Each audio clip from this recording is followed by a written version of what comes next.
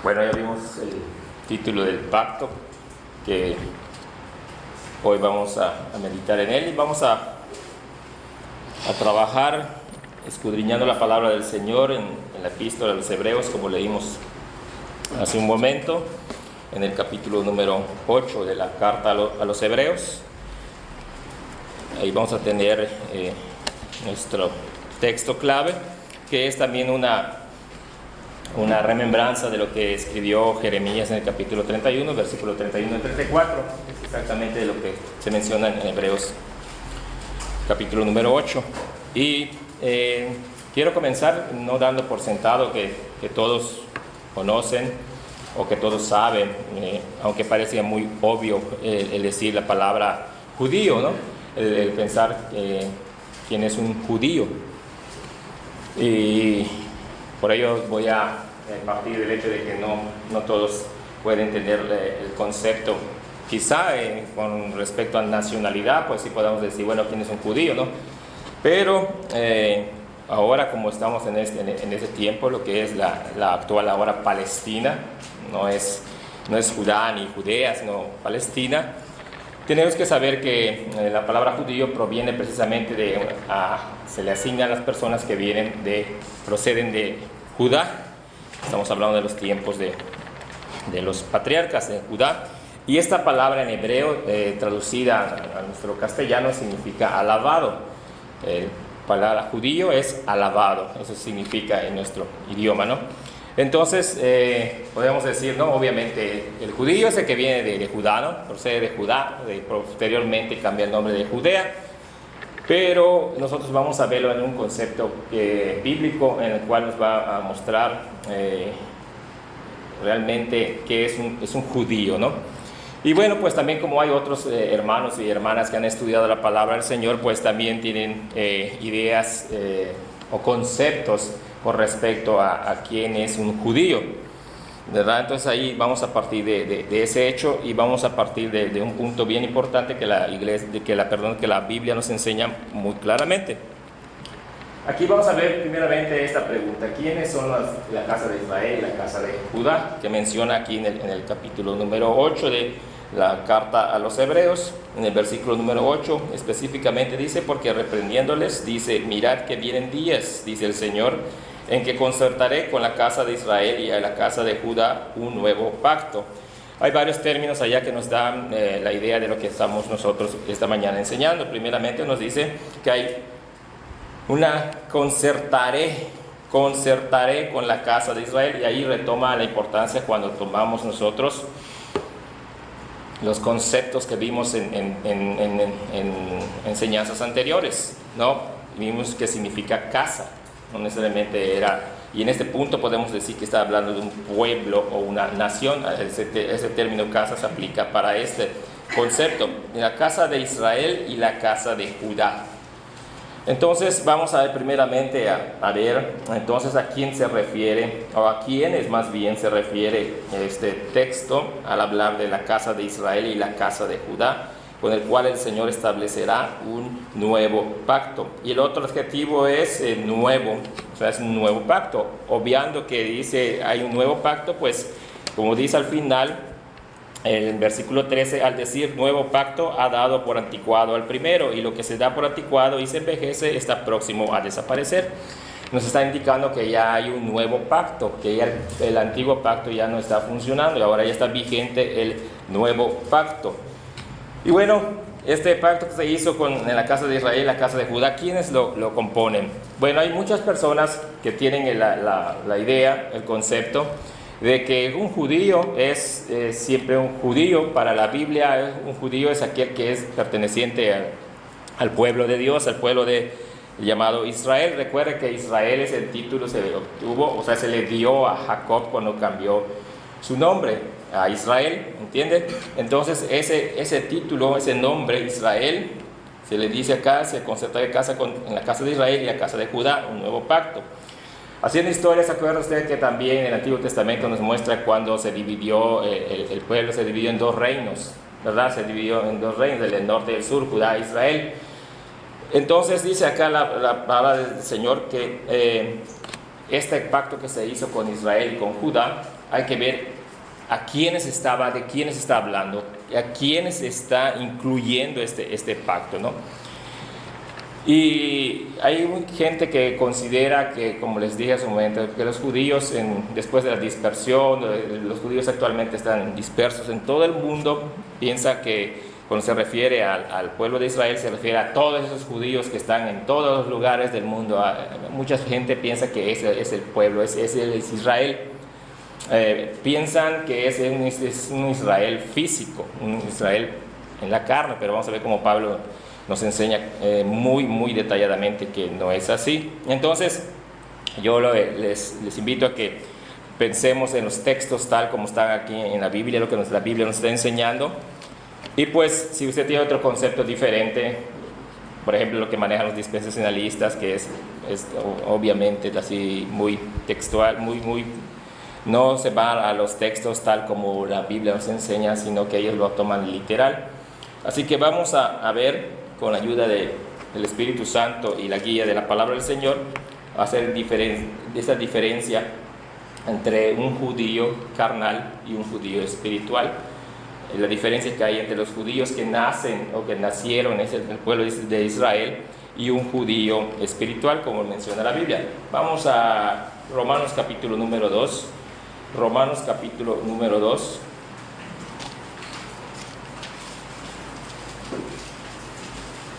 Vamos en los versículos 28 y 29. El apóstol Pablo nos dice: pues no es judío el que lo es exteriormente, ni es circuncisión la que se hace exteriormente en la carne, sino que es judío el que lo es en lo interior, y la circuncisión es la del corazón, en espíritu, no en la letra, la alabanza del cual no viene de los hombres, sino de Dios. Partiendo de estos dos versículos, señala la palabra del Señor. Entonces hay un judío que es exterior, un judío interior.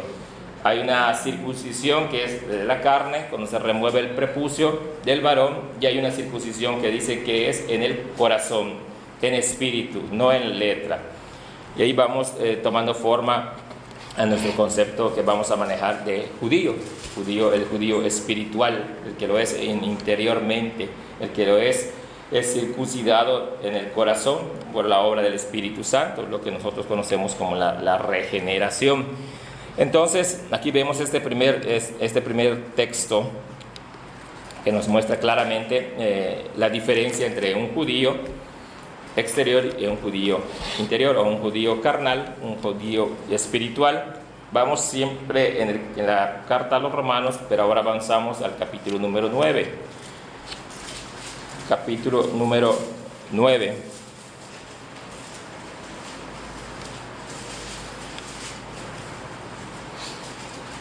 Versículo número 6, a partir del versículo número 6, nuestra lectura dice: no es que la palabra de Dios haya fallado, porque no todos los que descienden de Israel son israelitas, ni por ser descendientes de Abraham son todos hijos, sino que en Isaac te será llamada descendencia. Esto es, no son hijos de Dios los que son hijos según la carne, sino que son los hijos según la promesa a los que son contados como descendientes. Porque la palabra de la promesa es esta: por este tiempo vendré y Sara tendrá un hijo. Y no solo esto, sino también Rebeca cuando concibió de Isaac, nuestro padre. Pues no habían aún nacido ni habían obrado aún ni bien ni mal, para que el propósito de Dios conforme a la elección permaneciese, no en virtud de obras, sino de aquel que llama.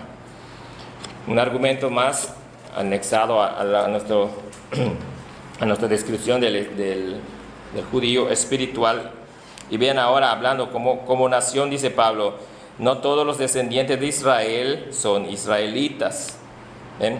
No todos los descendientes de Israel son israelitas. Les vuelvo a repetir, nacionalmente, así como nosotros, nacidos en Yucatán, somos yucatecos. Aquí dice no todos los israelitas, o sea, no todos los que nacen en Israel son llamados israelitas. Él hace una distinción aquí de unos israelitas diferentes, unos israelitas que son los israelitas espirituales. Pero aquí también vemos cumplida la promesa de que Dios le hizo a Abraham, porque dice el versículo número 9, por este tiempo vendré y Sara tendrá un hijo. Y nuevamente lo confirma en el versículo 10, y no solo esto, sino también Rebeca, cuando concibió de uno, de Isaac, nuestro padre. Entonces ahí se va dando forma y cumpliendo la promesa que Dios le hizo a Abraham. Entonces aquí vemos, hermanos, primeramente y algo para que nosotros empecemos a dar la idea correcta, de que hay una distinción entre el concepto de judío, ¿no? Ahora vamos a seguir poniendo bases con respecto a este punto. Ahora vamos al Evangelio según Mateo, el Evangelio de Mateo, capítulo número 3.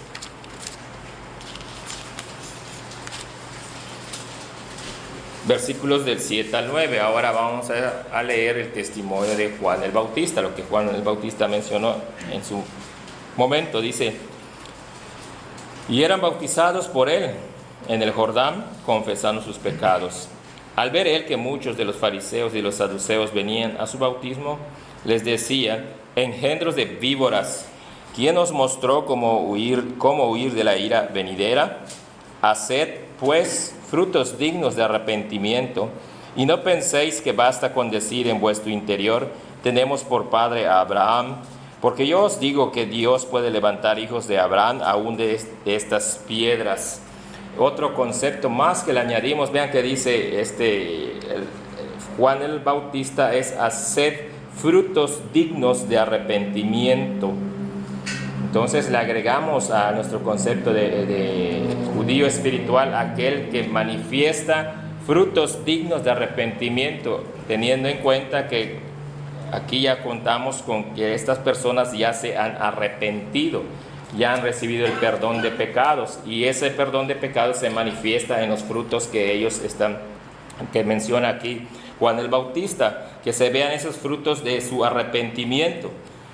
Y hay otro texto también. Vamos ahora a Juan capítulo número 8, y ahora en el testimonio de nuestro bendito Señor y Salvador Jesucristo vamos a escuchar sus palabras en Juan capítulo número 8.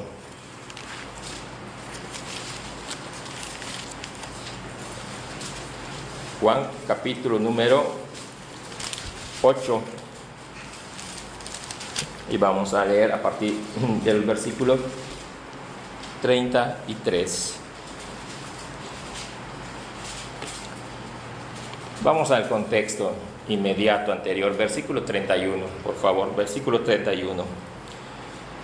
Dijo entonces Jesús a los judíos que le habían creído. Note esas palabras: a los judíos que le habían creído. ¿Y qué le habían creído? Lo que él manifestaba en el versículo de 21 al 30 anteriormente. Dice, entonces, mientras hablaba, versículo 30, él estas cosas, muchos creyeron en él. De esos entonces está refiriendo el texto del 31, del verso 31, dice, dijo entonces Jesús a los judíos que le habían creído. Vean, no a los que le habían rechazado, sino a los que le habían creído. Dice: si vosotros permanecéis en mi palabra, seréis verdaderamente mis discípulos, y conoceréis la verdad, y la verdad os hará libres. Esos judíos le respondieron: linaje de Abraham somos, y jamás hemos sido esclavos de nadie. ¿Cómo dices tú, seréis libres? Jesús les respondió: de cierto os digo, que todo aquel que hace pecado es esclavo del pecado. Y el esclavo no queda en la casa para siempre, el Hijo sí queda para siempre. Así que si el Hijo os liberta, seréis verdaderamente libres. Sé que sois, vean que dice nuestro Señor Jesucristo, sé que sois descendientes de Abraham, pero procuráis matarme, porque mi palabra no haya cabida en vosotros. Yo hablo lo que he visto cerca del Padre, y vosotros hacéis lo que habéis oído cerca de vuestro Padre. Ellos le respondieron y le dijeron: nuestro padre es Abraham. Jesús les dijo: si fueseis hijos de Abraham, haríais las obras de Abraham. Pero ahora procuráis matarme a mí, hombre que os he hablado la verdad, la cual la he oído a Dios. No hizo esto Abraham. Vosotros hacéis la obra de vuestro padre. Entonces le dijeron: nosotros no somos nacidos de fornicación, tenemos un Padre, Dios. Jesús entonces les dijo: si fuese Dios vuestro Padre, me amaríais a mí, porque yo de Dios he salido y he venido, pues no he venido a mí mismo, sino que Él me envió.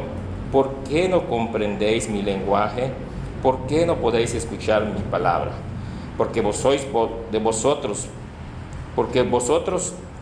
sois de vuestro padre el diablo, y queréis hacer los deseos de vuestro padre. Él ha sido homicida desde el principio, y no se mantuvo en la verdad, pues no hay verdad en él. Cuando habla mentira, de lo suyo habla, porque es mentiroso y padre de la mentira.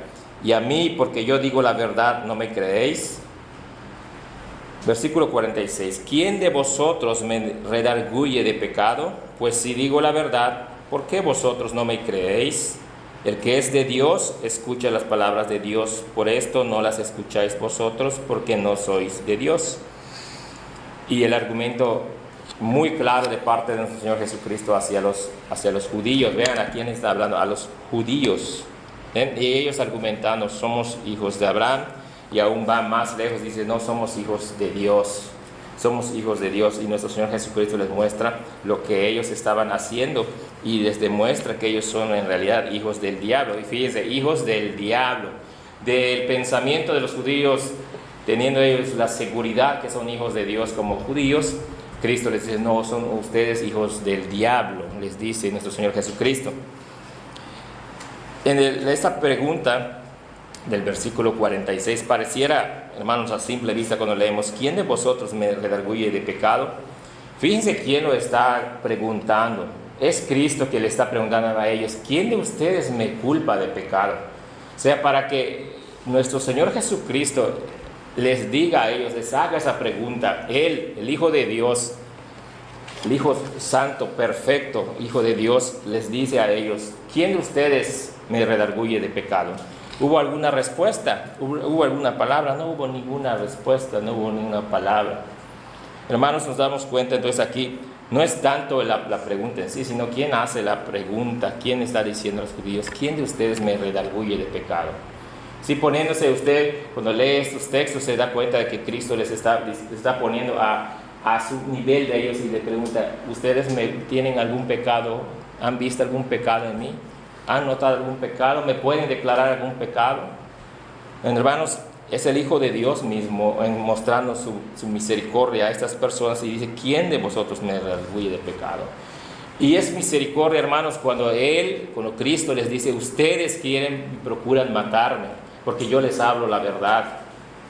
Ese deseo que tiene el hombre en su forma natural, cuando es expuesto, cuando es exhortado, cuando le es llamada la atención, en su convicción de judíos, del pueblo de Dios, ellos pensaban y creían firmemente que eran hijos de Dios, pero aquí Cristo en esos textos les muestra claramente que es todo lo contrario, son hijos del diablo.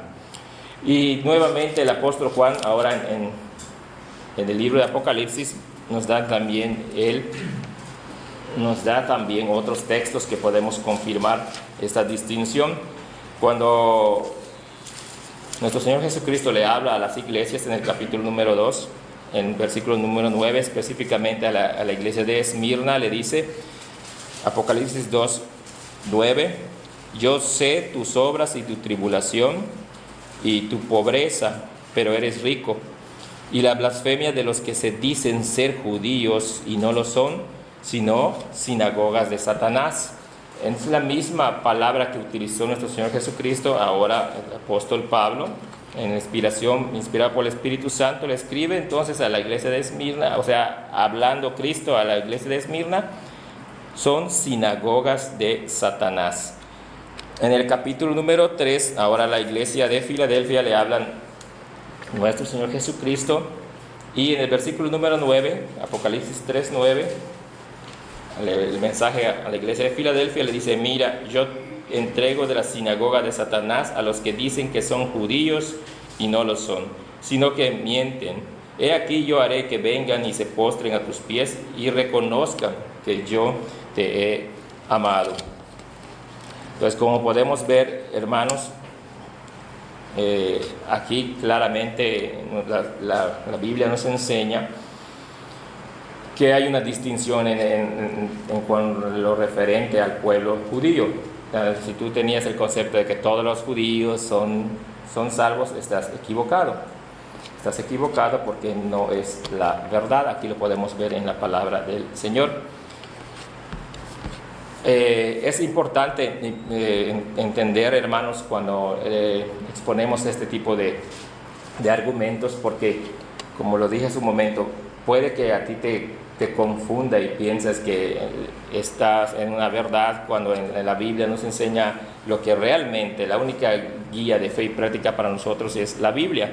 Así que si la palabra de Dios nos muestra por estos testimonios, que son algunos, porque hay todavía más, entonces nosotros podemos deducir y podemos concluir que sí hay una distinción clara entre del pueblo judío. No quisiera meterme ya más en problemas con algunos quizá de aquí que tengan esos conceptos diferentes, pero en la carta a los Romanos, en el capítulo número 2,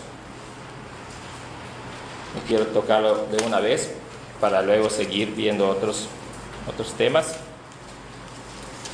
Déjenme ver.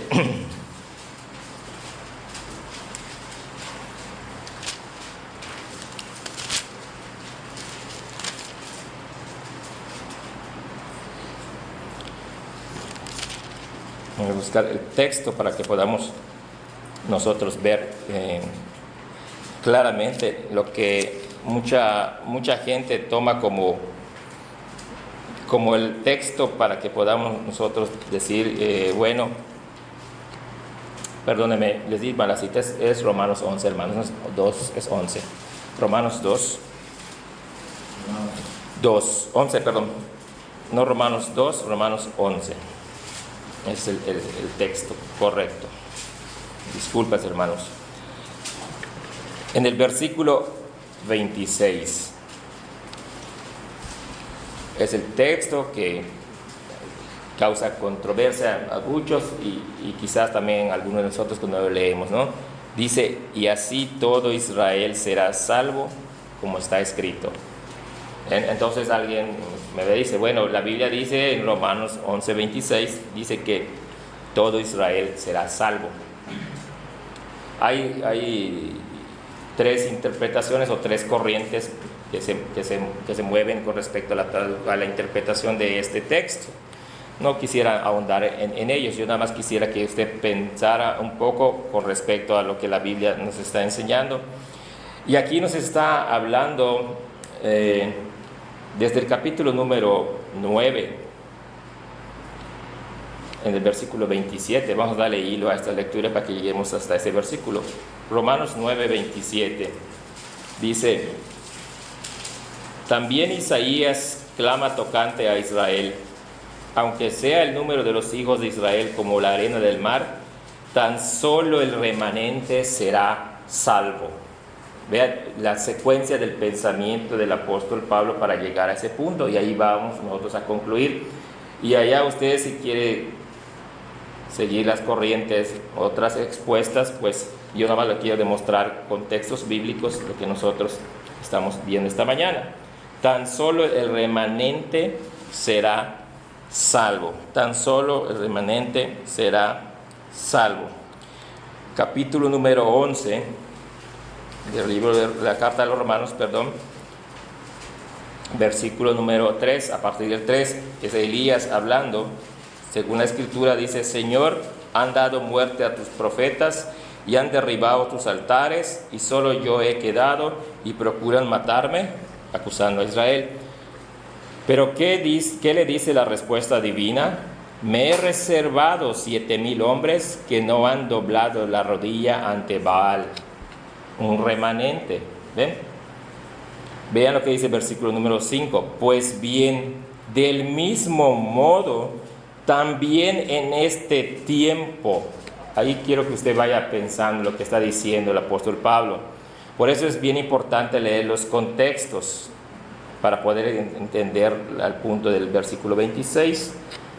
En este tiempo ha quedado un remanente conforme a la elección de la gracia. ¿Ven? Nuevamente el remanente muestra tiempo, dice también en este tiempo, nos indica que en otros tiempos anterior ha sucedido exactamente lo mismo. En el presente, en la carta de Pablo, sucede lo mismo. En el futuro que estamos nosotros viviendo y también el futuro que nosotros también estamos viendo hacia adelante, sucede exactamente lo mismo.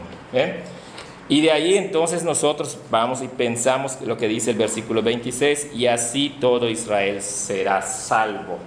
Está hablando particularmente de todas esos remanentes que a través de los periodos de tiempo han habido y siempre habrá.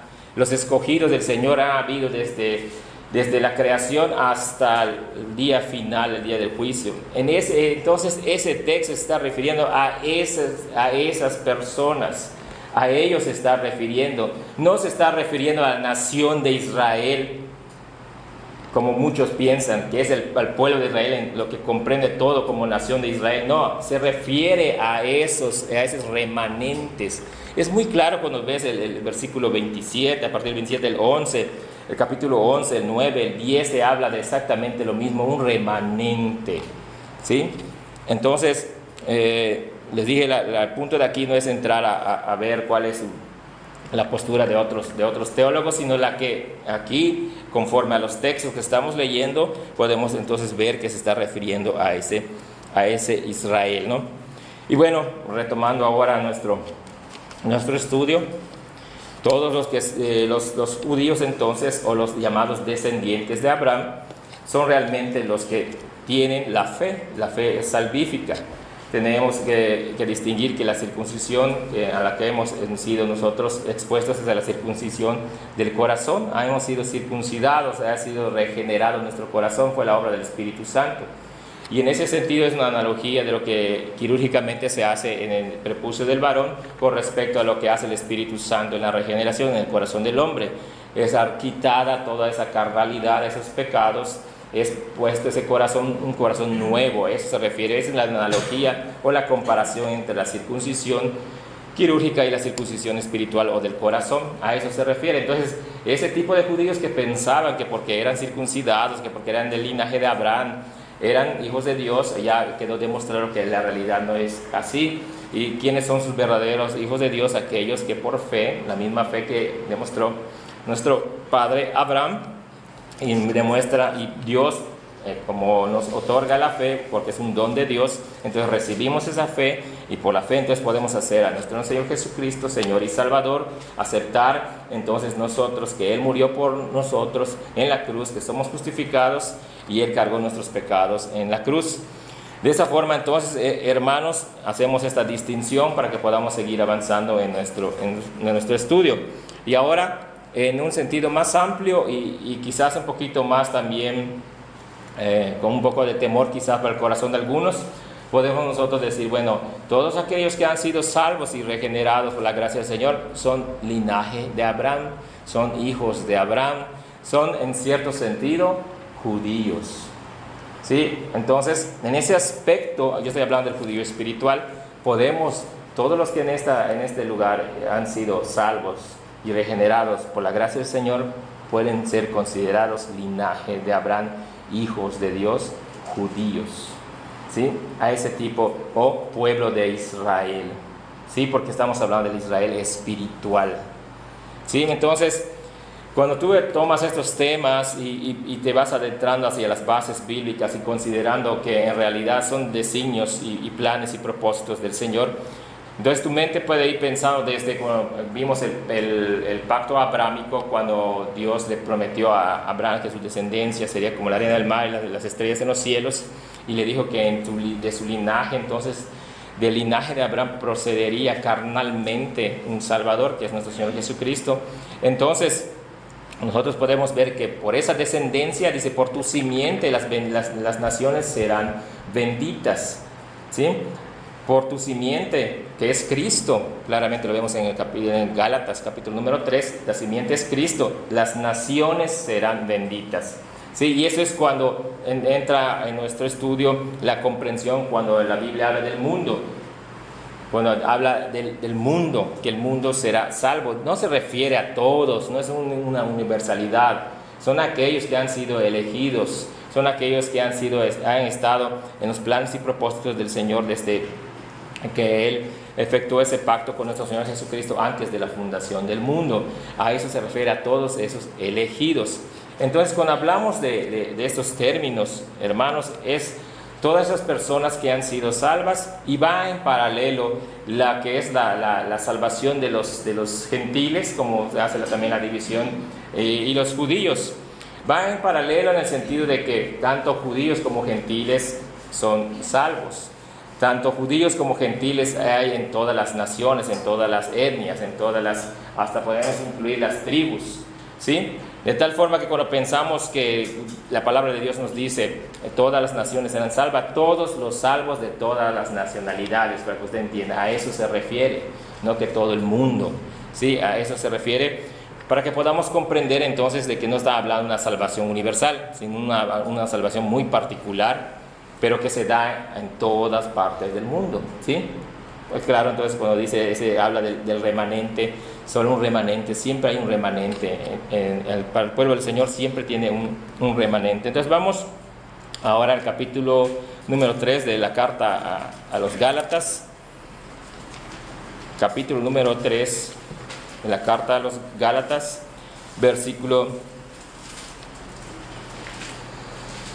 a partir del versículo número 6.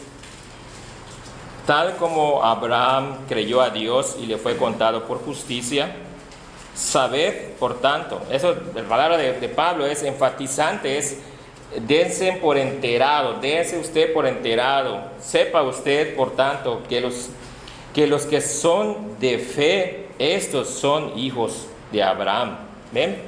Por la fe, no por el linaje, no porque sean linaje carnal de Abraham, sino por la fe. Esos son hijos de Abraham. Por eso yo les decía hace un momento, todo creyente, todo hombre y toda mujer creyente son considerados hijos e hijas de Abraham. ¿Ven? Por la fe.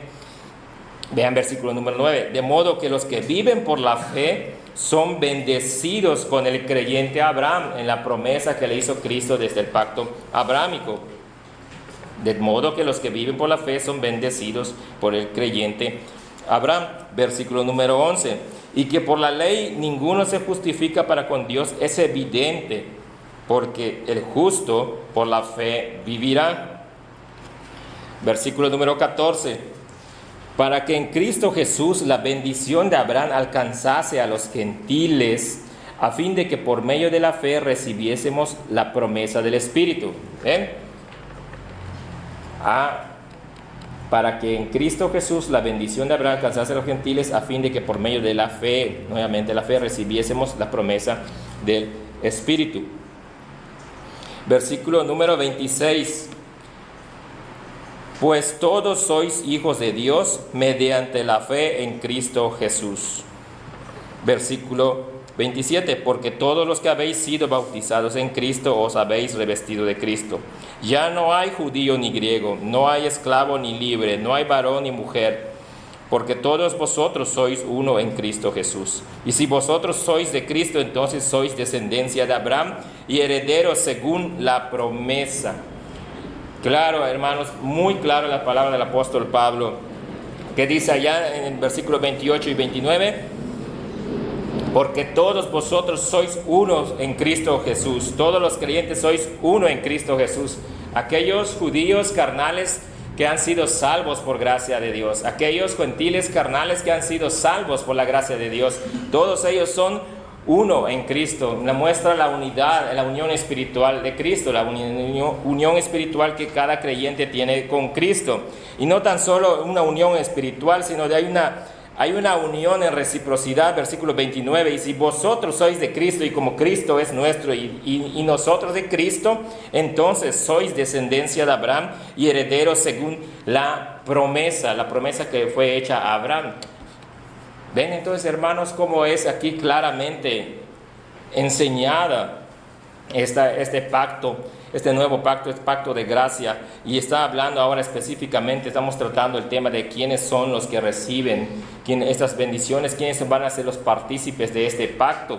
O en pocas palabras, como decimos ahora en términos legales, ¿no? ¿Quiénes van a ser en el pacto establecido o el testamento que Dios ya elaboró? ¿Quiénes son los que van a ser los recipientes de esas cláusulas, de las bendiciones que Dios ha establecido para su pueblo? Entonces son aquellas personas, todas aquellas que por fe, entonces creen en nuestro Señor Jesucristo, están unidos en nuestro Señor Jesucristo, con nuestro Señor Jesucristo, y somos de Él como Él de nosotros. Entonces, ese pueblo que habla la Biblia, y allí es claro el argumento, podemos seguir hablando con respecto a eso, como dice que de los dos pueblos Él derribó la enemistad que había entre ellos e hizo un solo pueblo. Habla entonces de que ahora el pueblo judío, como pensaba que era un pueblo especial para Dios, lo fue, y eso no demerita en nada lo que el pueblo judío realmente recibió, porque dice la palabra de Dios que ellos recibieron la escritura, las promesas. De ese linaje de los judíos procedió carnalmente nuestro Señor Jesucristo. Sí, todo eso, hermanos, es verdad, pero la palabra de Dios en el Nuevo Testamento claramente nos habla entonces de que ahora es un solo pueblo en el cual describe también la palabra del Señor que el buen olivo, en ese buen olivo las ramas, dice, varias ramas fueron quitadas, fueron desarraigadas, hablando de aquellos judíos incrédulos, los judíos que no creyeron en Cristo. Y dice la palabra del Señor, y ustedes como gentiles fueron injertados en ese buen olivo, para que ustedes disfrutaran de la savia y la raíz de ese buen olivo. Y dice la palabra del Señor, y no te jactes por ello, porque tú fuiste injertado. Tú no hiciste ni una obra al respecto, tú no hiciste un esfuerzo. Fue Dios quien nos injertó en ese buen olivo, en ese pueblo Israel espiritual. Y también no pensamos en un Jerusalén terrenal, sino como dice la palabra del Señor, en un Jerusalén celestial, en la Jerusalén celestial, aquellos que por quienes se les dio todas las promesas en el Antiguo Testamento, ellos pudieron ver, y dice, y viéndolo de lejos y saludándolo, aunque no obtuvieron las promesas, de esas promesas está hablando la palabra de Dios, las cosas espirituales, la Jerusalén celestial, lo que vamos a disfrutar cuando estemos en presencia del Señor. A eso es lo que, esas bendiciones son las que nos hizo partícipes de nuestro Señor Jesucristo en ese pacto que hizo Dios con Él. Y de esa manera entonces podemos ver, hermanos, que realmente el método que Dios utiliza en el Antiguo Testamento y en el Nuevo Testamento para ser salvo no cambia. No por ser de nacionalidad judía tienes que asegurar tu salvación, no. Todo es por gracia y por medio de la fe, tanto los judíos como los gentiles. Así procede el Señor, no hay una distinción, no hay un trato especial. El trato especial y todo lo que Dios les delegó a ellos ya pasó. Y ellos en su momento, como nos enseña claramente la palabra del Señor, ellos rechazaron a Cristo. Aún los judíos en el tiempo actual, ellos piensan, ellos todavía siguen esperando a su Mesías. Ellos aún siguen pensando que nuestro Señor Jesucristo, que vino a este mundo hace más de 2000 años, no era el Salvador ni el Mesías. Ellos siguen esperando a su Mesías.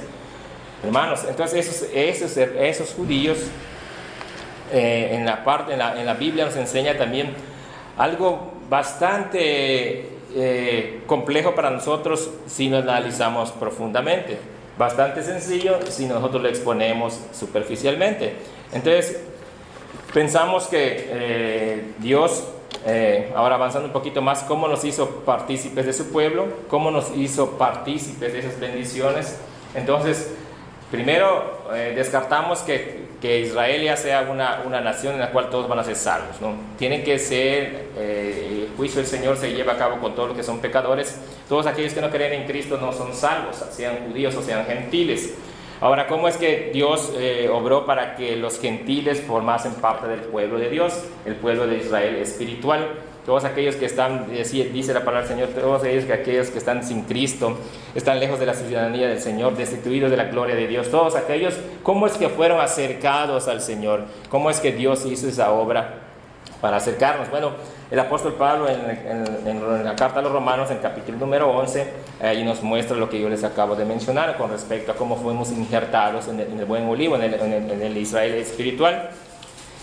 Y de ese capítulo número 11 vamos a sacar una secuencia de cómo fue obrando el plan del Señor con respecto a la caída del pueblo de Israel.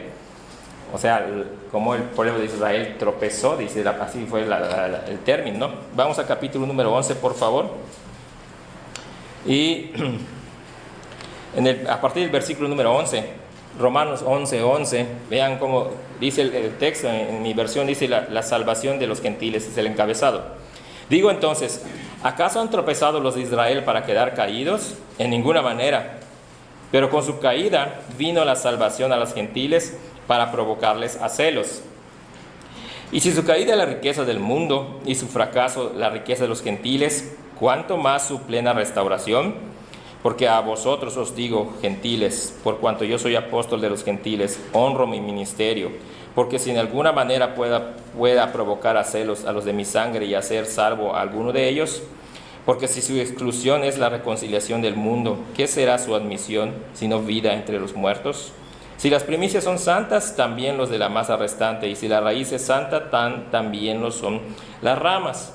Pero si algunas de las ramas fueron desgajadas, y tú, siendo olivo silvestre, has sido injertado entre ellas y has sido hecho participante con ellas de la raíz y de la rica savia del olivo, no te jactes contra las ramas, y si te jactas, sabe que no sustentas tú a la raíz, sino la raíz a ti.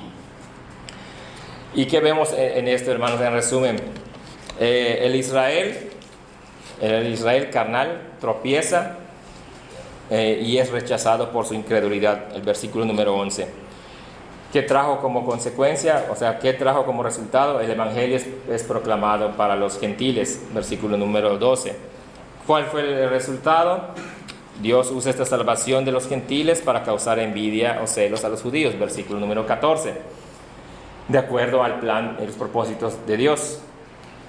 ¿Y qué trajo esto como resultado? Pues el remanente judío es movido a aceptar a Cristo de acuerdo al plan de Dios, versículo 31. ¿Ven esa secuencia? Tropezó Israel, rechazó a Cristo, el evangelio es predicado a los gentiles, creen los gentiles. Eso provoca celos al pueblo judío, son movidos a arrepentimiento de acuerdo al plan de Dios. Y a todo esto, los teólogos le llaman esta interdependencia entre la salvación de los gentiles y la de Israel, es la substancia de lo que se llama misterio divino, lo que se le llama el misterio divino. Ahora, por eso en el versículo 33 de Romanos 11, versículo 33 dice: oh profundidad de las riquezas de la sabiduría y del conocimiento de Dios, cuán inescrutables son sus juicios e insondables sus caminos. Porque ¿quién penetró en el pensamiento del Señor o quién fue su consejero? Entonces, viendo eso, nosotros podemos pensar, ¿no?, de un pueblo especial para Dios, el que le llama a él su especial tesoro. Hubo tropiezo, ese tropiezo significó la predicación del evangelio, es irse ahora a los gentiles, y de la salvación de los gentiles mueve entonces a celos a los judíos y proceden a arrepentimiento. Ven, esa interdependencia, como dicen los teólogos, es lo que, hermanos, es para nosotros.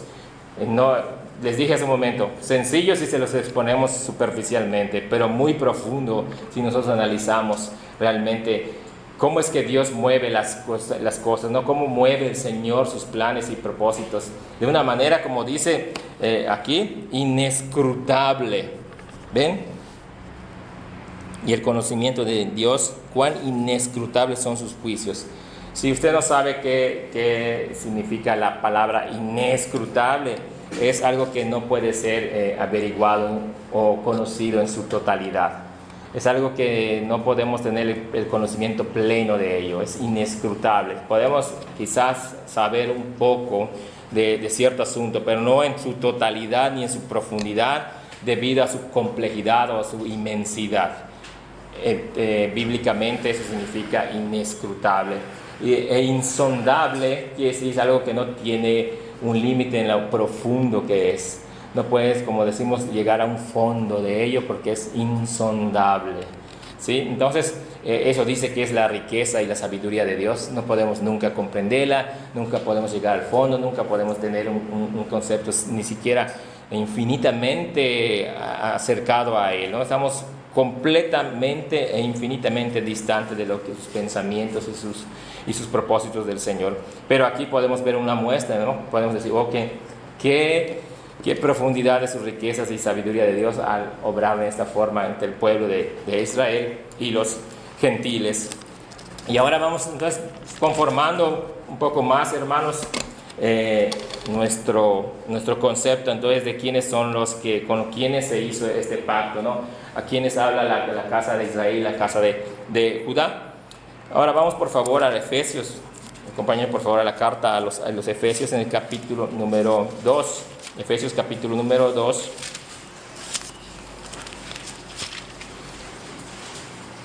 Versículos del 11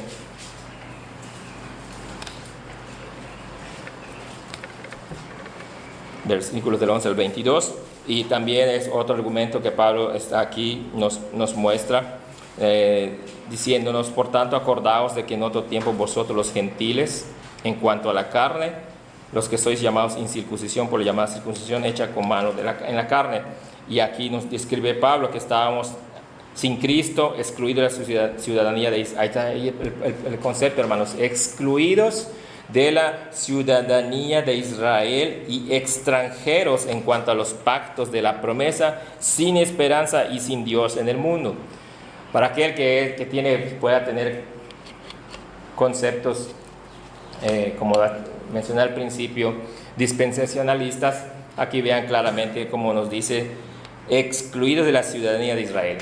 ¿Ven? Y ahí sería un poquito ridículo, y perdón por esta palabra que estoy tomando para ustedes, ridículo pensar que estemos hablando de una ciudadanía física, que vayamos a tomar la ciudadanía de Israel, ¿no? Convertirnos en israelitas. Es ridículo pensar en esa forma, ¿no? No, está hablando de un Israel espiritual, un Israel que comprende a los hijos de Dios de todas las nacionalidades. Entonces, esas personas que piensan en esa forma universal, los dispensacionalistas, hermanos, aquí creo que es bastante claro, y no es el punto versus doctrina de ellos, sino tomarnos nosotros lo que la Biblia realmente nos está enseñando con respecto a este punto. Entonces vemos claramente que así son. Dice que éramos extranjeros, que estábamos sin Cristo, sin ser partícipes de los pactos, sin promesas, sin esperanza, y sobre todo sin Dios en el mundo. Pero benditas sean las cláusulas que dicen pero. O en la Biblia que usted diga pero, es cuando vamos a ver la contraparte o el argumento que se tiene para decir: ahora hubo un cambio, ahora hay algo nuevo. Y dice Pablo en versículo 13: pero ahora en Cristo Jesús, vosotros que en otro tiempo estabais lejos, habéis sido hechos cercanos por la sangre de Cristo. Porque Él es nuestra paz, que de ambos pueblos hizo uno, derribando la pared intermedia de separación, aboliendo en su carne la enemistad, la ley de los mandamientos expresados en ordenanzas, para crear en sí mismo de los dos uno solo y nuevo hombre, haciendo la paz, y mediante la cruz reconciliar con Dios a ambos en un solo cuerpo, matando en ella la enemistad. Entonces, hermanos, vemos realmente que así la salvación es, tanto de los judíos como de los gentiles, procede de una misma obra redentora de Cristo. No hay distinción en ella. Leímos hace un momento en Gálatas 6, 15 y 16, porque en Cristo Jesús ni la circuncisión es nada, ni la incircuncisión, sino la nueva criatura, o sea, la regeneración. Y a todos los que anden conforme a esta regla, paz y misericordia sean sobre ellos y sobre el Israel de Dios. Dice en Gálatas 6, 16, sobre el Israel de Dios. ¿Ven? Otra vez muestra el Israel espiritual. ¿Ven? Ahora vamos a retornar más bien a nuestro texto base. Vamos a Hebreos 8, 8. Nuestra lectura de esta mañana, el texto. Ahora entonces: mira que vienen días, dice el Señor, en que concertaré con la casa de Israel y la casa de Judá un nuevo pacto. Ya entendemos, ¿no? Ya es un nuevo pacto. ¿Con quiénes? Ya vimos con quiénes, ¿no? ¿Quién es el Israel? En forma general, ¿no? El Israel y el Judá. La casa de Israel y la casa de Judá. ¿Sí? Y yo le decía, ¿por qué menciona Judá e Israel? Porque le decía el pueblo hebreo, el pueblo se dividió en dos reinos, y que está abarcando ahí prácticamente a todos, comprende a todos, ¿no? Y respondimos la pregunta número 2, ¿quién es judíos, no? Cómo Dios nos hizo parte de su pueblo. Ya vimos también cómo fue que Dios nos hizo parte de su pueblo. Ahora ya entendemos el versículo número 8, ya sabemos a quién se está refiriendo. No está hablando específicamente a los judíos, sino al pueblo de Dios, aquellos todos que son regenerados. Judíos carnales, gentiles carnales que han sido regenerados, justificados, adoptados, hechos justos por el sacrificio de nuestro Señor Jesucristo. Ahora, Dios dijo que hizo un pacto con la casa de Israel y la casa de Judá, porque, hermanos, entendemos esto porque Dios llamó a un pueblo específico. Él no habla siempre de cosas universales, Él habla de cosas particulares, específicas. Un pueblo, aquí está hablando de Israel y la casa de Judá, dos casas, pero en sí significa un solo pueblo. Está hablando de ellos porque la teocracia o el gobierno de Dios se manifestó en el pueblo de Israel. En Israel fue que Dios manifestó su gobierno. A Él le dio sus leyes, a ellos le promulgó sus leyes y mandamientos. Entonces, aquí estamos hablando de un nuevo pacto. Aquí ya estamos hablando de un nuevo pacto que Dios estableció con su pueblo, con el Israel espiritual. Sí, ahora ya cambiamos nuestro panorama, ya nos vemos ahora como el Israel que se acercó al monte Sión, al monte Sinaí, a recibir la ley por medio de Moisés, el temor que ellos tenían, no querían ni acercarse ni escuchar las palabras, lo que se estaba hablando. Todo eso ya cambió. Ahora se está hablando de un Israel espiritual. Ahora se habla de un Israel espiritual. Y ahora Él establece un nuevo pacto y acá están las cláusulas de ese pacto. Porque dice que, en el versículo número 10, porque este es el pacto que haré con la casa de Israel. Después de aquellos días, esos días ya pasaron, dice el Señor, pondré mis leyes en la mente de ellos. Ya la ley ya no fue, ya lo que pasó en el tiempo de Moisés, que fue escrito en las piedras, ahora ya es escrito en el corazón, dice, en la mente de ellos, y las escribiré sobre su corazón. Vean las cláusulas. Ahora la ley de Dios está en la mente y en el corazón de aquellos que son sus hijos. Ahí está ahora escrito, no en tablas de piedra. Seré a ellos por Dios. Una otra cláusula más, yo seré su Dios. Yo seré su Dios allá. Ahí es exclusividad de parte de Dios. No hay compartimiento con absolutamente nada ni nadie. Es solo Dios. No hay allá, miren aquí ni siquiera apóstoles, ni santos, ni algún tipo de algunas otras cuestiones que serían para nosotros heréticas, porque acá dice, seré a ellos por Dios. ¿Ven? Y ellos serán a mí por pueblo. ¿Ven? Una relación de amor que hay entre el Dios y su pueblo. Porque todos me conocerán desde el menor hasta el mayor de ellos, porque seré propicio a sus injusticias. Porque seré propicio a sus injusticias y nunca más me acordaré de sus pecados y de sus iniquidades. Hay que explicar esto, hermanos, estos dos párrafos de que comprenden este texto, porque seré propicio a sus injusticias. Las injusticias, o sea, los pecados de aquellas personas, Cristo fue quien aplacó la ira de Dios. Cuando habla de propicio, porque en nuestro lenguaje podemos malinterpretar la palabra propicio. Propicio viene de propiciatorio. Es alguien, en este caso, en el Señor Jesucristo, quien calmó o satisfizo la ira que Dios clamaba por ser justo por los pecados que se habían cometido. Cuando dice Cristo, seré propicio, o sea que yo pagaré por los pecados, eso está diciendo, yo pagaré por los pecados que ellos cometieron. Eso está diciendo la Biblia, yo seré su propiciatorio. ¿Sí? Y el propósito propiciatorio era parte del tabernáculo donde se hacía los sacrificios, donde se derramaba la sangre de los corderos. Ese era el propiciatorio. Cuando es propicio es alguien que entonces va a expiar o va a pagar por culpas, en este caso por las injusticias. Dice, y nunca más me acordaré de sus pecados y de sus iniquidades.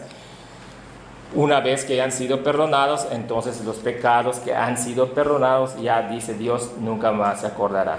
¿Ven? No lo lea de otra forma y piense y aísle estos dos párrafos. Seré tu propicio para sus injusticias. Y quizá otro lea, y nunca más me acordaré de sus pecados y sus iniquidades. No, o sea, Dios no va a olvidarnos del pecado. Ahorita vamos a ver también este punto, ¿no? Y nunca más me acordaré de sus pecados y sus iniquidades, porque ya han sido perdonados por la obra de Cristo. Eso quiere decir, porque Cristo pagó, el pago que dio Cristo fue suficiente, fue completo, fue único para pagar por nuestros pecados. Así que no se necesita de ningún otro pago, ¿sí? Al decir nuevo pacto, ha dado por anticuado al primero, y lo que se da por anticuado y se envejece está próximo a desaparecer. Ahora, hermanos, hay una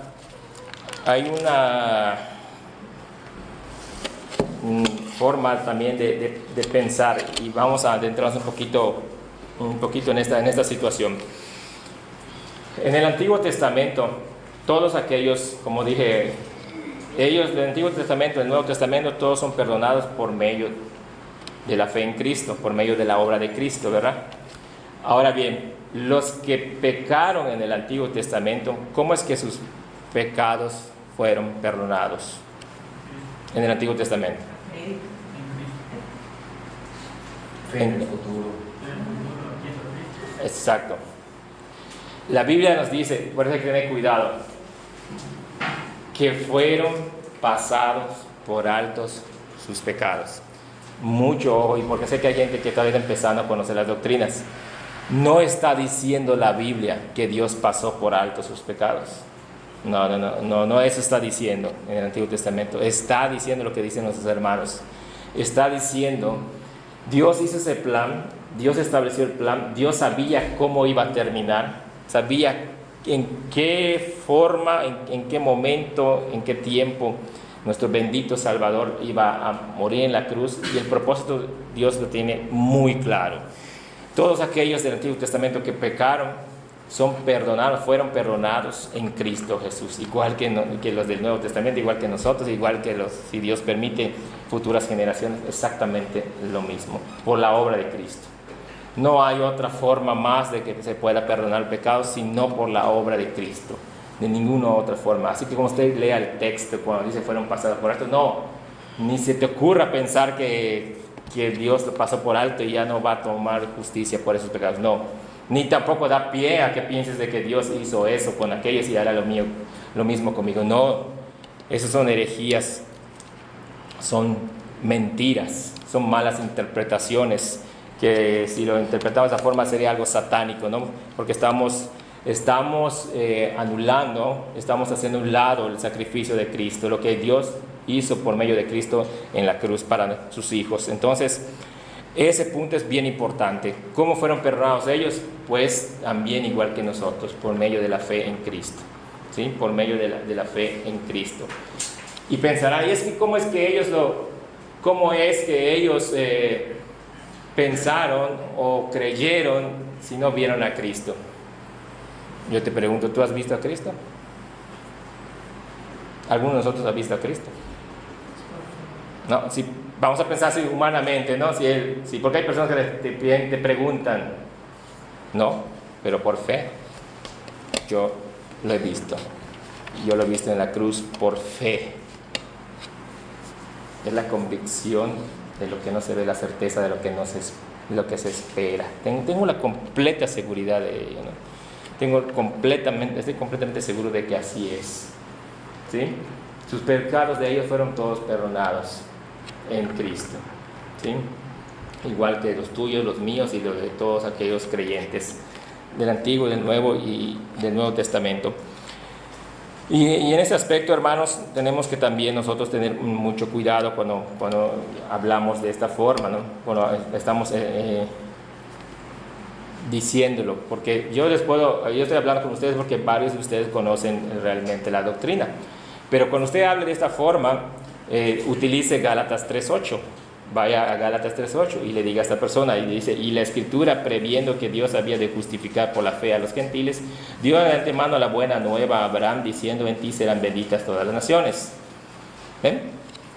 esa promesa que Dios hizo por medio de Abraham para que de su linaje procedía Cristo, dice, serán benditas, y al ser benditos quiere decir que serán perdonados sus pecados, serán benditas todas las naciones. Y vean desde cuándo lo hizo, con el pacto con Abraham, ¿sí? Entonces usted va, analícelo y piénselo, transmítalo. Es que Dios lo prometió que así es. En tu simiente serán benditas todas las naciones. Y benditas tenemos que ahí bien claro lo que estamos hablando, a los creyentes. De los creyentes está hablando, de todos aquellos creyentes de todas las naciones. En Él, en esa simiente que es Cristo, ¿ven? No hay de dónde perdernos allá, es Cristo la simiente, y en Él serán benditas y perdonadas y justificadas todos los creyentes de todas las naciones, ¿sí? Entonces, hermanos, creo que hasta aquí podemos estar nosotros teniendo un panorama no profundo, porque, hermanos, nos llevaría mucho tiempo estar en ello, pero yo quiero que hablemos de estas cosas generales, pero específicas, para que nosotros no nos perdamos cuando leemos con respecto a este pacto. Ahora, vamos a pregunta número 4. ¿Cuál es la base de este nuevo pacto? ¿En qué está fundamentado? ¿Cómo, o cambio la pregunta, cómo o cuándo entró en vigor este nuevo pacto? ¿Cuándo entró en vigor el nuevo pacto? Con la muerte de Cristo. Claro, aquí tenemos a Malú que hace testamentos, aprovechando, ¿verdad? Y el testamento dice, hasta que el testador muere, entonces los beneficiarios reciben todo lo que está comprendido en el testamento. Mientras el testador está vivo, la herencia, ahora vamos a introducir los términos bíblicos, la herencia no se recibe, ¿sí? Entonces, ¿cuál es la base de este nuevo pacto? La muerte de Cristo. Esa es la base. Y no me basta solo con decírtelo así, tengo que mostrarte el texto bíblico. Hebreos capítulo número 9, versículo número 16.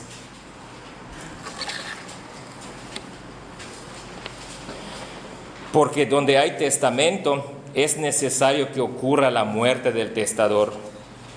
Porque un testamento es firme en caso de muerte, pues no tiene vigencia entre tanto que el testador vive. ¿Ven? Aquí podemos entonces ver que es la muerte de nuestro Señor Jesucristo, lo que la base de este pacto, y entró en vigencia, como vemos acá en este texto, en el versículo 17 en particular, pues no tiene vigencia entre tanto que el testador vive. A partir de que el testador muere, ya entra en vigencia este testamento, este pacto. Y algunos teólogos, hermanos, hablan y nos mostrando esta cuestión de cómo en la Biblia encontramos la palabra testamento o pacto.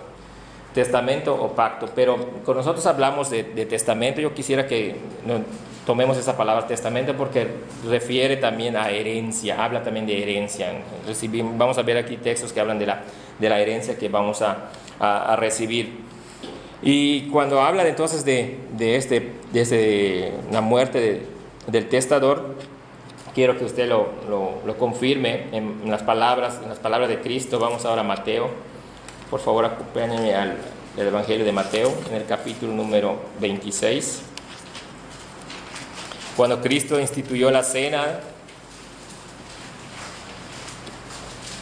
hermanos, que le hemos escuchado, cuando tomamos la cena del Señor, le hemos escuchado porque han hermanos predicado con él en este texto, pero ahora enfocado a nuestro tema en particular del pacto de gracia y cómo entra en vigencia por la muerte del testador, dice, porque esto, versículo 28, porque esto es mi sangre del nuevo pacto, que va a ser derramada por muchos para remisión de los pecados.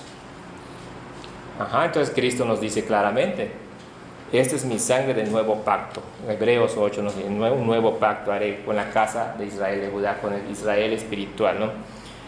Y que va a ser derramada, porque estamos en el tiempo en que Él estaba con sus apóstoles, por muchos, vean, por muchos, no por todos.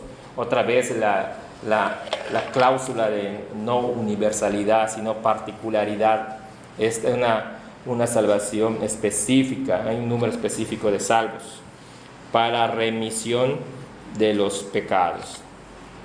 Entonces, hermanos, entonces podemos aquí ver claramente en los labios, en la voz, en ese momento de nuestro Señor Jesucristo, como le hablaba a sus apóstoles y les decía, su sangre va a ser derramada. En eso consiste el nuevo pacto, en que Él iba a derramar su sangre para remisión de pecados. Ahora, hermanos, vamos a situarnos nuevamente en nuestro texto de Hebreos. Hasta que el fiador o el testador no muera, todavía no se hace vigente el pacto. Hebreos capítulo ahora número 9. Hebreos capítulo número 9. Vean, vamos a leer el versículo número 15, 9:15, Hebreos 9:15. Y por eso, hablando de Cristo, es mediador de un nuevo pacto, para que interviniendo muerte para la redención de las transgresiones que había durante el primer pacto, los llamados reciban la promesa de la herencia eterna. ¿Qué nos está diciendo este texto? Y por eso es mediador de un nuevo pacto, para que interviniendo muerte para redención de las transgresiones que habían durante el primer pacto, redención de las transgresiones que habían durante el primer pacto, el pacto antiguo, los llamados reciban la promesa de la herencia eterna. Lo que yo les mencionaba del perdón de pecados. El perdón de pecados se hizo por la muerte, se llevó a cabo, se perdonó en el Antiguo Testamento por la muerte de nuestro Señor Jesucristo. Algunos teólogos mencionan que en la Biblia la dividen en Antiguo y Nuevo Testamento. Y así, concretamente hablando, el Nuevo Testamento o el Nuevo Pacto es vigente, hablamos de un nuevo pacto, porque en el Nuevo Testamento, así titulado Nuevo Testamento, ya el testador ya murió, ya Cristo murió, ya puede decir en términos, podemos decirlo así, legales, que desde Mateo hasta Apocalipsis tenemos un verdadero testamento, porque el testador ya murió.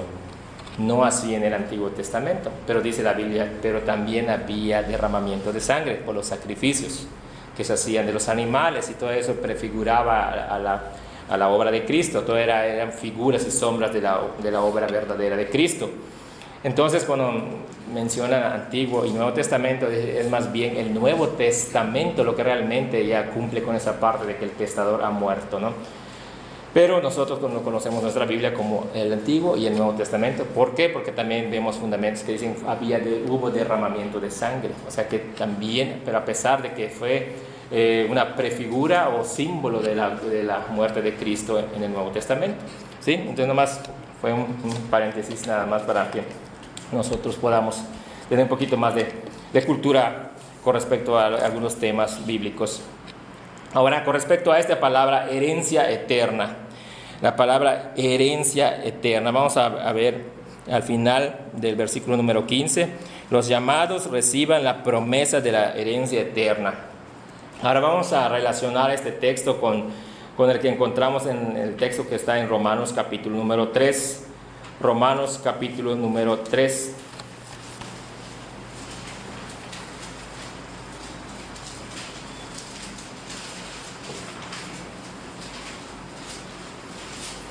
Y muchas veces nuestra idea es pensar en herencia, algo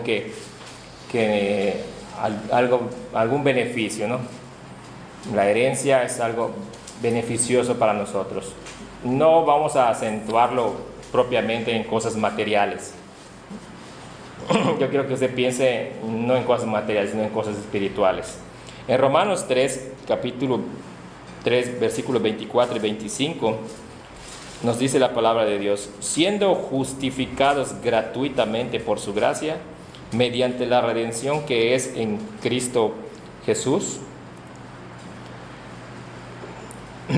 a quien Dios puso como propiciación por medio de la fe en su sangre, para mostrar su justicia a causa de haber pasado por alto en su paciencia los pecados cometidos anteriormente.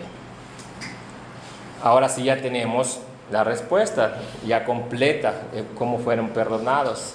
¿Y a qué se refiere con una herencia? Lo que menciona el versículo 15 de Hebreos 9:15. Los llamados reciban la promesa de la herencia eterna. Ahora ya murió, ahora ya se hizo vigente, y ahora podemos ver entonces que lo que dice en Romanos 3:25,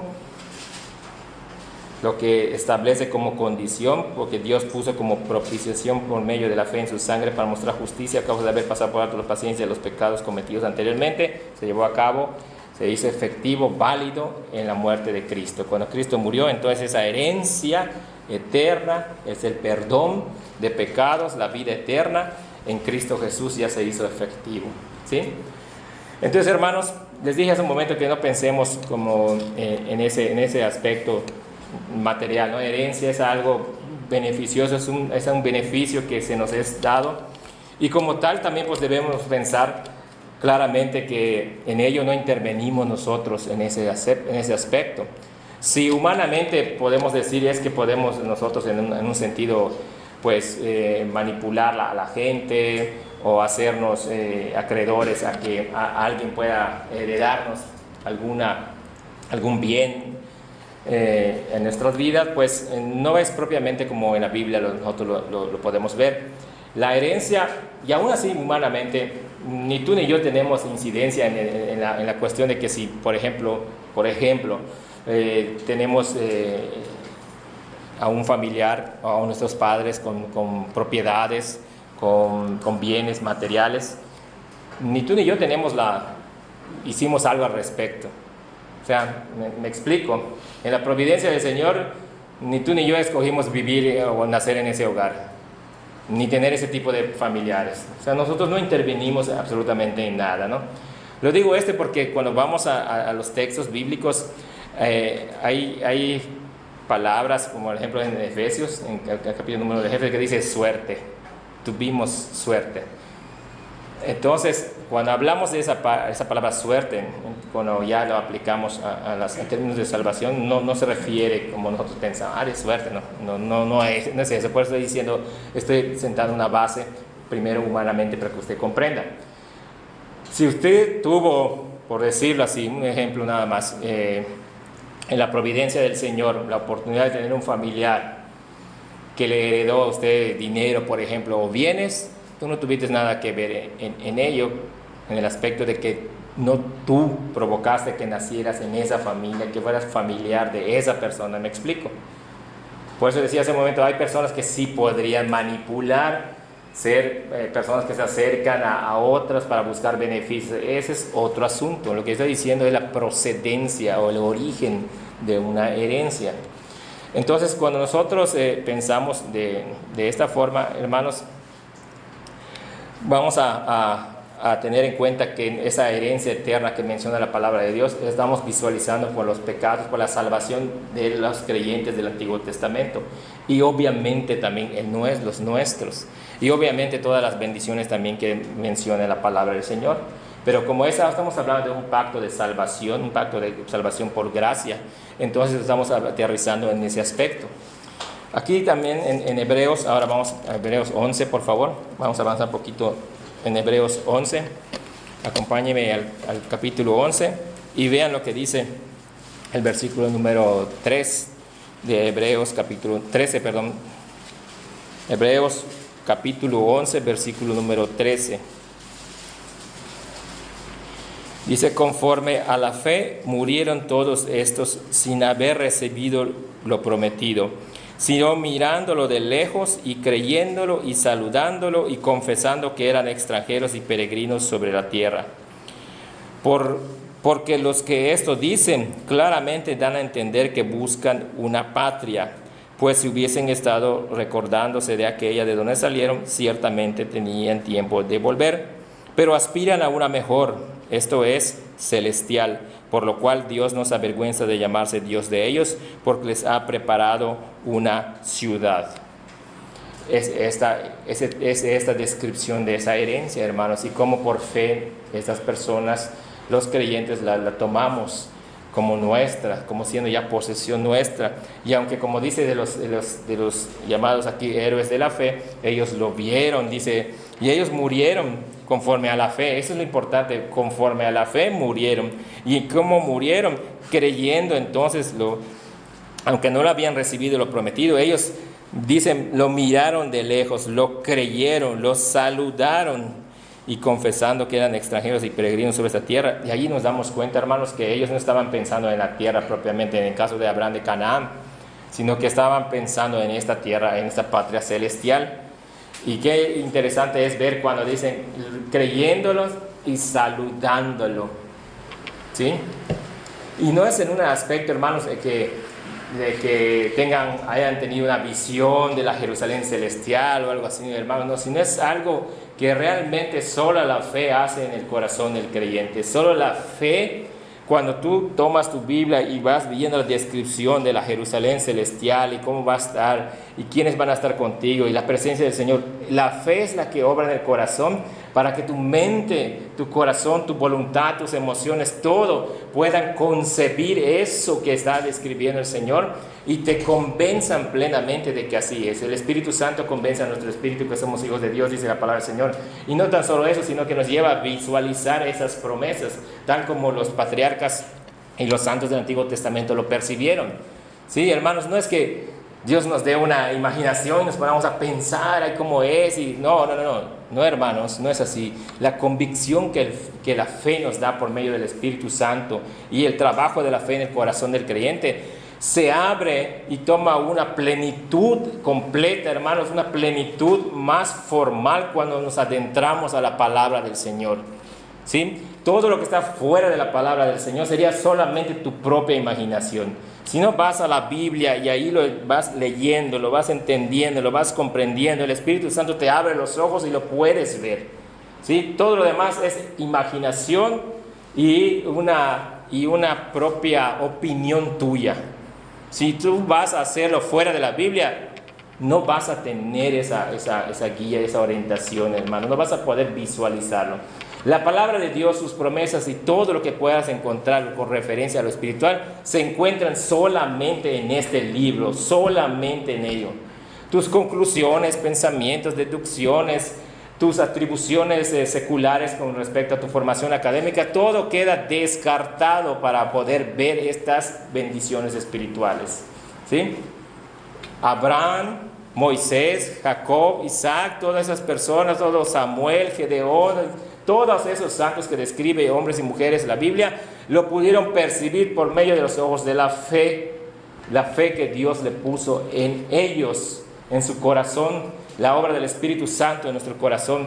Entonces, lo que estoy mostrando es un método para que tú estudies y puedas visualizar eso espiritualmente, pero poniendo tus ojos en la palabra del Señor, no en tus pensamientos, en tus conclusiones, sino lo que realmente la palabra de Dios nos dice, ¿sí? Entonces, de esa forma tú vas a poder ir introduciendo y conociendo la palabra de Dios.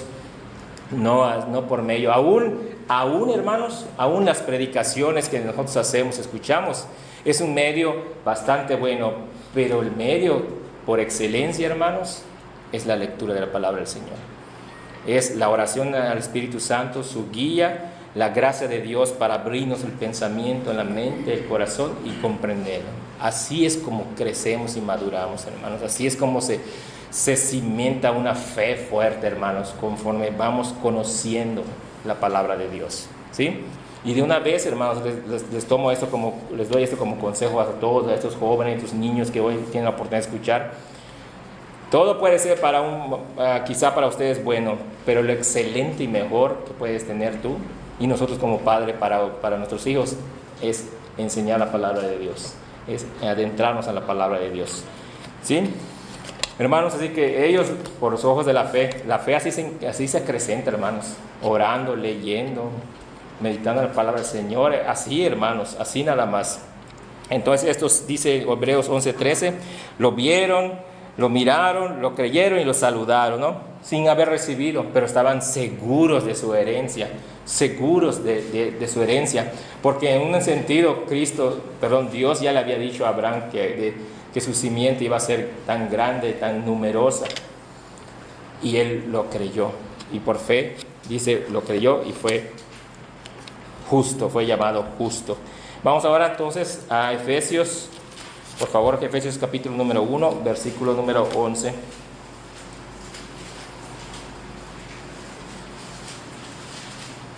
Y ahí está no sé si en su versión también tiene esa palabra, la palabra suerte. Efesios 1:11. En unión con Él, con Cristo, en quien también hemos tenido suerte, habiendo sido predestinados conforme al propósito del que efectúa todas las cosas, según el designio de su voluntad, a fin de que seamos para alabanza de su gloria, nosotros los que ya antes esperábamos en Cristo. Ven, hermanos, este texto vamos a verlo. Tuvimos, habiendo tenido suerte. ¿Ven? A eso me refería, por eso les di ese contexto de la herencia, para que no piense que es por suerte, es el azar. No, Dios no obra de esa forma. Él no obra de esa forma. Y Él ya predestinó, Él ya sabe quiénes son sus elegidos, Él tiene un método ya claramente establecido por su palabra, ahí lo podemos ver. Y así que no considere ese que de pura suerte. Yo de pura suerte no. Si eres cristiano y hablas de esa forma, tienes que explicarme para ti qué es suerte, como yo les dije hace un momento, ¿no?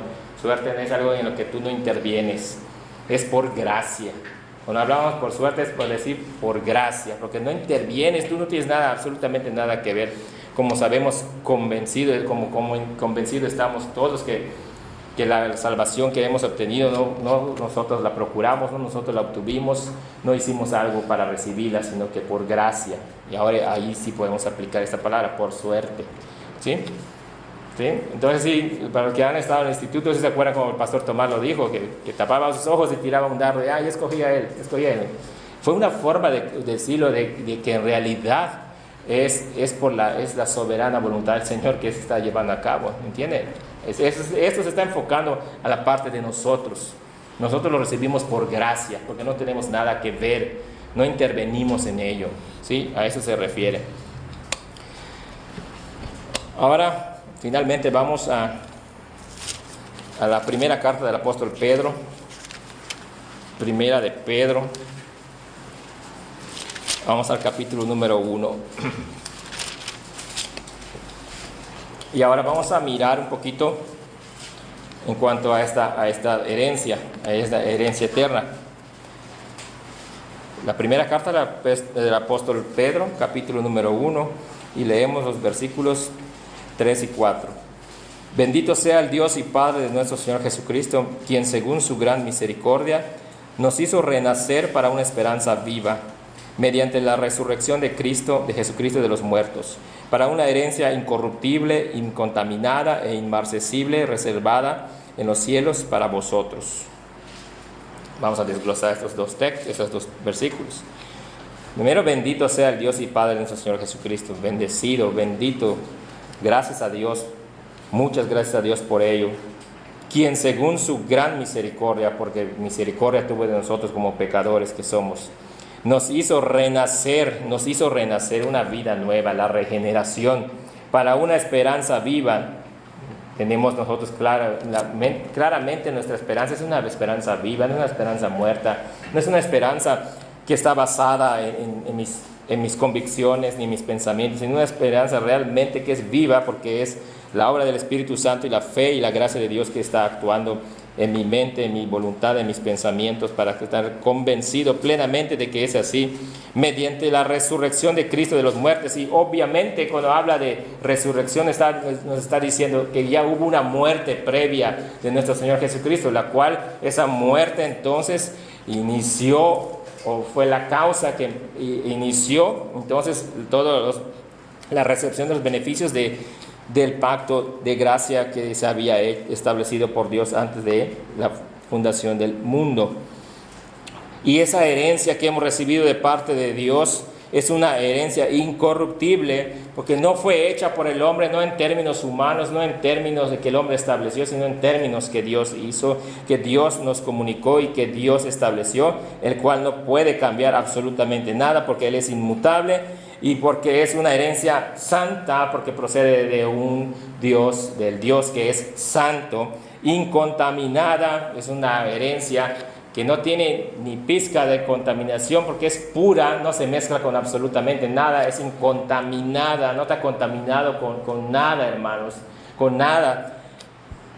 Incontaminada, inmarcesible, que no muere, que es eterna porque es Dios eterno, en su carácter eterno quien lo estableció, así que esa herencia es eterna, y porque nosotros lo vamos a recibir y porque vamos a disfrutarla de esa herencia en la eternidad, no en esta vida. Aquí apenas comenzamos a recibir y a vivir parte de esa herencia, a disfrutarla, pero en la eternidad, hermanos, lo vamos a disfrutar plenamente. Nosotros lo vamos a disfrutar plenamente porque ya vamos a estar nosotros ya redimidos, quitada absolutamente toda muestra o sombra de pecado en nuestra vida. Estaremos santos, perfectos ante la presencia de Dios, entonces podemos disfrutar de esa herencia por toda la eternidad. Y esa herencia, dice, está reservada en los cielos para vosotros.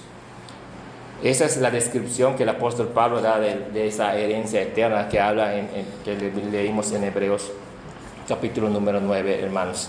Y es esa herencia entonces que recibimos, la cual está fundamentada en la muerte de Cristo.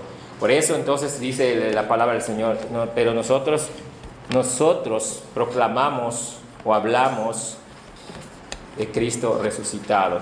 Hablan, y siempre en la Biblia, vamos a ver en el Nuevo Testamento sobre todo, hablan de la muerte de Cristo. ¿Ven cómo es contrario el pensamiento del creyente? Porque ahora el creyente sabe que la muerte de nuestro bendito Salvador es la base para que nosotros podamos recibir las bendiciones del nuevo pacto de gracia. Y por eso la muerte de Cristo para el creyente no es algo penoso, doloroso, como el sentimiento católico genera, ¿no? No, hermanos, es algo para nosotros glorioso.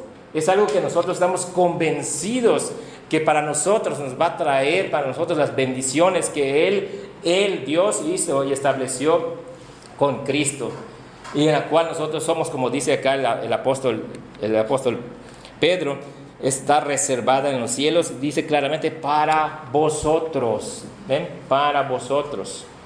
Y esa herencia la vamos a disfrutar plenamente, hermanos, en el momento en que ya estemos en la presencia de nuestro Señor. Pero les digo, aquí en este mundo, aquí ahora, bajo el sol de hoy, disfrutamos de muchas bendiciones de parte de Dios. Y parte de esa herencia, nosotros, hermanos, las disfrutamos. Muestra de ello es la regeneración en nuestras vidas, ese cambio de actitud, de convicción, de pensamientos, de obrar, de caminar. Ahora en este mundo caído ha sido totalmente cambiada, ha sido totalmente regenerada. Dios ya ha obrado en nosotros por medio del Espíritu Santo la obra de la regeneración, en tanto que ahora nos gusta entonces estar en los asuntos del Señor, en tanto que ahora entonces nosotros queremos servir y adorar a Dios, en tanto que ahora nosotros tememos en nuestro corazón a Dios cuando somos guiados o somos llevados o somos seducidos por el pecado para querer caer en pecado y ofender a Dios.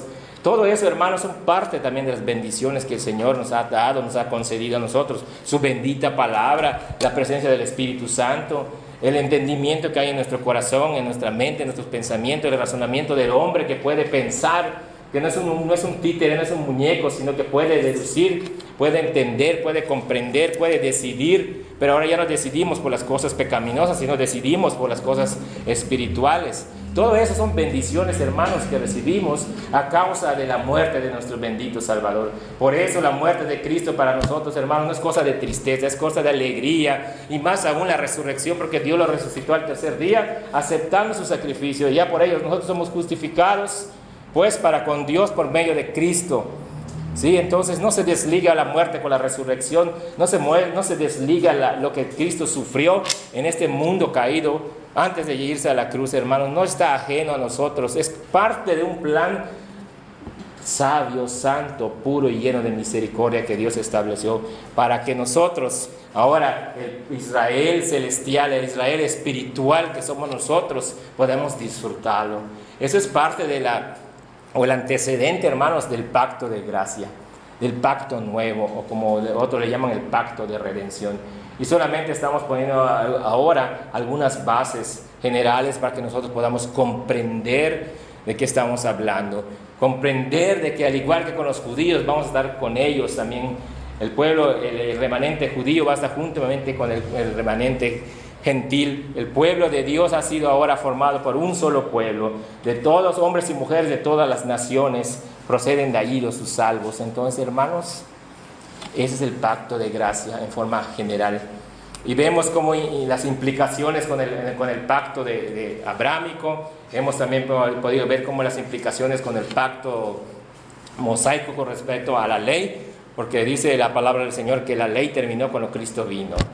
Entonces vemos también que todo lo que estos israelitas, estos judíos en ese tiempo hicieron con la gente, con el pueblo judío, de que los iban a ellos a inducir al judaísmo, que decían que tenían que circuncidarse al 8º día de nacido, que tenían que cumplir esas leyes que ellos habían establecido e inventado.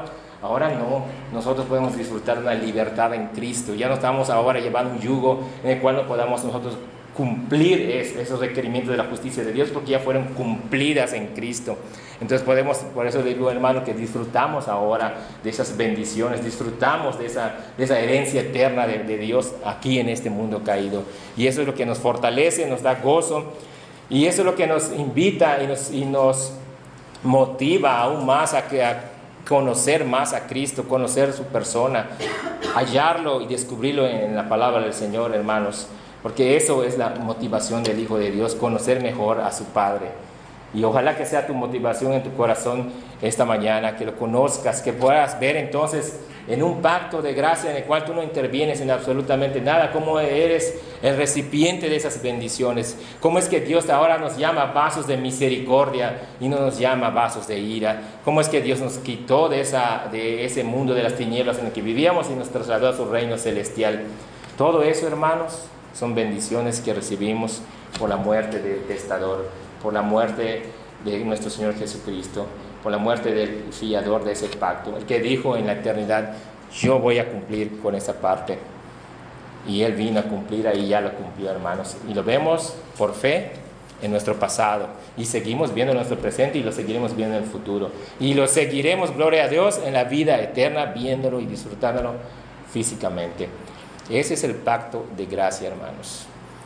No hay intervención humana, no tiene absolutamente nada que ver el ser humano en la salvación del pueblo de Dios. Así que, hermanos, como dice también la palabra del Señor, el mismo apóstol Pedro nos dice que somos un pueblo santo, una nación santa, un pueblo de sacerdotes. Hermanos, eso somos. Y ojalá que si tú eres cristiano y me escuchas esta mañana, tu corazón sea movido a comprender que eres parte de ese glorioso pueblo del Señor. Y si no eres hijo de Dios, no eres parte de ese pueblo, escucha lo que dijo la palabra del Señor, que leímos. Estás alejado de la ciudadanía de Israel, estás sin Cristo, estás sin Dios, estás sin promesas.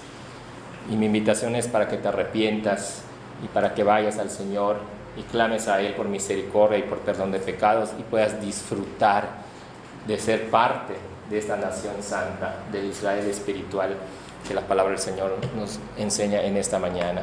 Esa es mi invitación y mi exhortación para ti, joven, hombre, mujer, que no has ido al Señor en arrepentimiento y fe. Que el Señor bendiga su palabra, hermanos, y que sea de consuelo y de guía para nuestra vida. Si Dios lo permite, vamos a seguir con este tema y vamos a ver otros puntos más, pero más adelante, según nos permita el Señor. Vamos a ponernos de pie, por favor.